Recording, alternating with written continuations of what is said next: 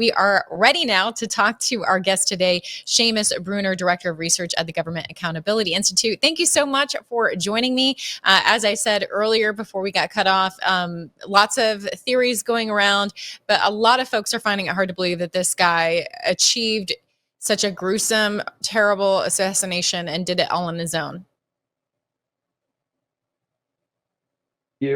The timeline is kind of unsettling. It's last week, on the day that Charlie was assassinated, this group, Armed Queers of Salt Lake City, scrubbed its entire social media presence. It took its Twitter and its Instagram offline, and now it's hard to find anything on the group and its founder. Now, fortunately, we started archiving everything, getting screenshots, screen recordings of everything. And then just a couple of days after the assassination, it was reported by the New York Post that this group was now under FBI investigation. So what is the Armed Queer? And by the way, I'll say right from the outset, there is no evidence that they played a role or had anything to do with Charlie Kirk's assassination, but it is odd behavior to start scrubbing your social media before anybody starts asking any questions. And now that the FBI is investigating, the link, everybody's wondering what is the link, if anything. So we started digging into the Armed Queers of Salt Lake City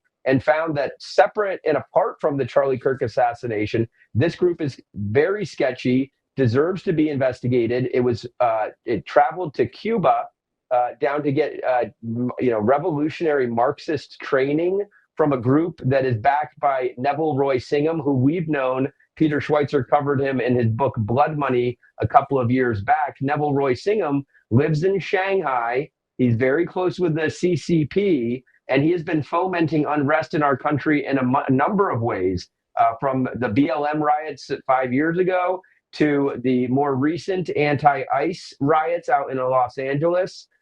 He paid for pro-Hamas riots in New York City on October 8th a couple of years back. And he funds all kinds of other stuff. So back to the Armed Queers of Salt Lake City. It is run by this individual named Ermaya Fanayan, and he is a male-to-female transgender who leads this group, also involved with a number of other left-wing groups. The ACLU, the DNC, actually, is a Democrat Party operative, or he formerly was.